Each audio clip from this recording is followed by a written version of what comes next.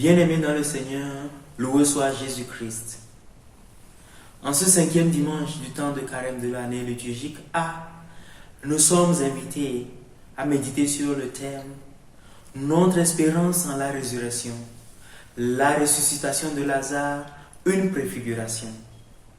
En effet, nous sommes à quelques jours proches de la célébration de la Pâque, qui symbolise la victoire de notre Seigneur Jésus-Christ sur la mort.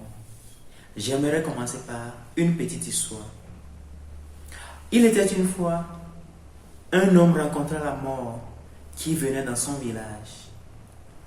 Il lui posa la question sur l'objet de sa visite. La mort lui répondit: « Je viens prendre avec moi une personne. » L'homme inquiet alla annoncer la nouvelle aux villageois. Le lendemain matin, 5 personnes meurent. L'homme surpris alla demander à la mort ce que cela signifiait, puisque la mort lui avait dit qu'elle prendrait une personne. Alors, la mort lui répondit: « C'est vrai, j'ai pris une personne, mais 4 autres personnes sont décédées à cause de la peur de mourir. » En effet, l'une des grandes peurs de la race humaine, c'est la mort. Qu'il soit petit ou grand, riche ou pauvre, tous ont peur de mourir. Et nombreux sont ceux qui veulent aller au ciel sans passer par la mort. On a soit peur de mourir ou de voir ceux qui nous ont chers, ceux que nous aimons, mourir. Ainsi, dans la longue tradition de l'humanité, l'idée de la mort a été interprétée pour donner un sens à une vie dans l'au-delà. Dans la première lecture d'aujourd'hui, le Seigneur promet d'ouvrir les tombeaux et de faire sortir son peuple. Et quand nous voyons dans les versets précédents, c'est-à-dire le chapitre 37, versets 1 à 11, le Seigneur fait revivre les ossements desséchés. Cette prophétie relatait l'idée de la reconstitution du peuple d'Israël. Mais aussi, cette prophétie peut être appliquée à notre vie.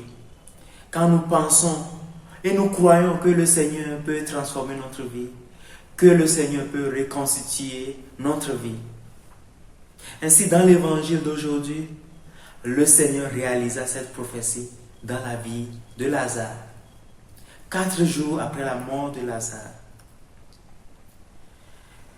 Dans la tradition et dans la croyance du temps, c'était supposé que l'âme qui sillonnait autour du corps, 4 jours après la mort, ne pourra plus rentrer dans le corps.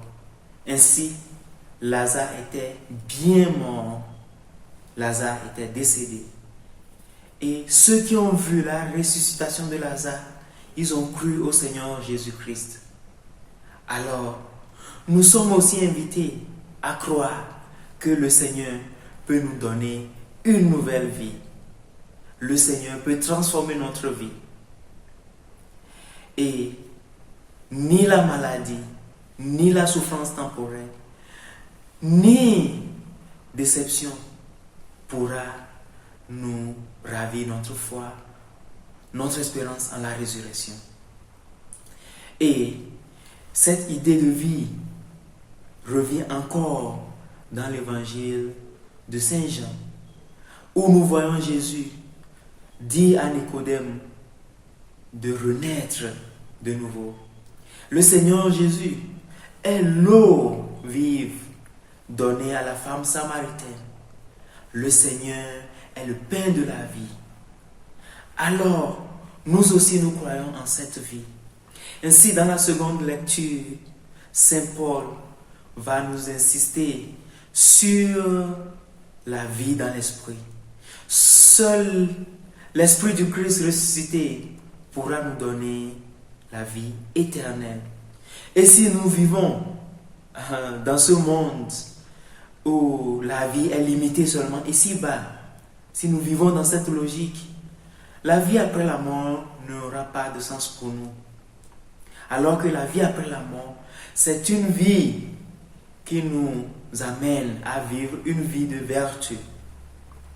Alors le message pour nous aujourd'hui, c'est d'accueillir, préserver, protéger la vie sous toutes ses formes dans une société où la culture de la mort est répandue.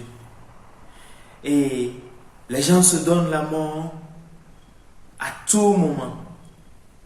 Aussi, nous sommes aussi invités dans cette période de conversion, de transformation. Nous sommes invités à ouvrir les tombeaux de nos cœurs, de nos pensées, où nous tenons les gens captifs, où nous avons même gardé les gens morts. Nous sommes invités à ouvrir ces tombeaux et à laisser les gens vivre, à donner une nouvelle chance aux gens pour qu'ils puissent aussi expérimenter cette idée de vie après la mort, cette idée de résurrection dans le Seigneur.